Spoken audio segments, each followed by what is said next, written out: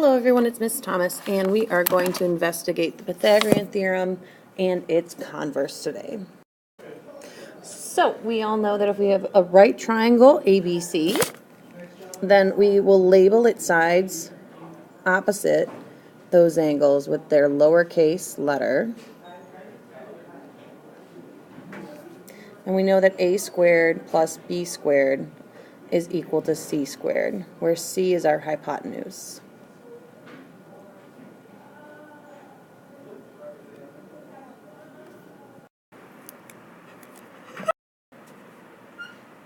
So Pythagorean triples are non-zero whole numbers, a, b, and c, that satisfy the equation a squared plus b squared equals c squared. So the most important part of the whole is the whole numbers, the fact that they are not going to have decimals at all. So one example is the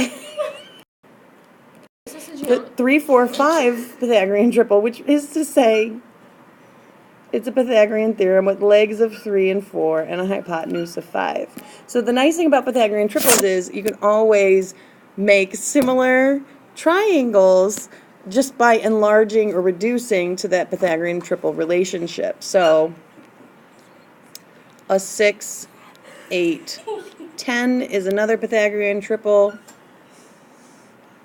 And even though this won't actually be bigger, you could have a 9, 12, 15. So these are all just similar right triangles that go down to that base of 3, 4, 5.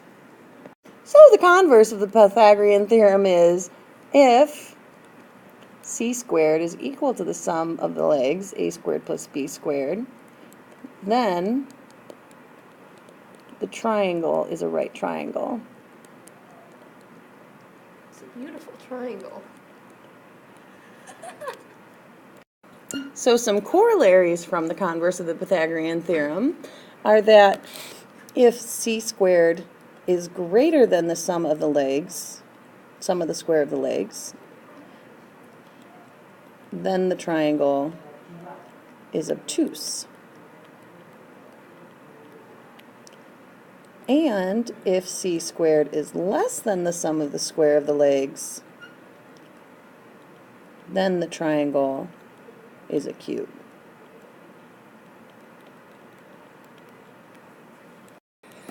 Alright, the lengths of the sides of a triangle are given. Classify them as acute, obtuse, or right.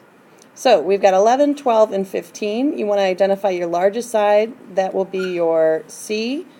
And then you need to determine what's the relationship between the largest side and the other two sides. So 15 squared is 225.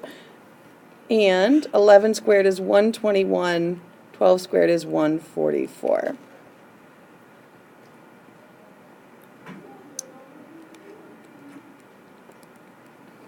Adding the 2 up,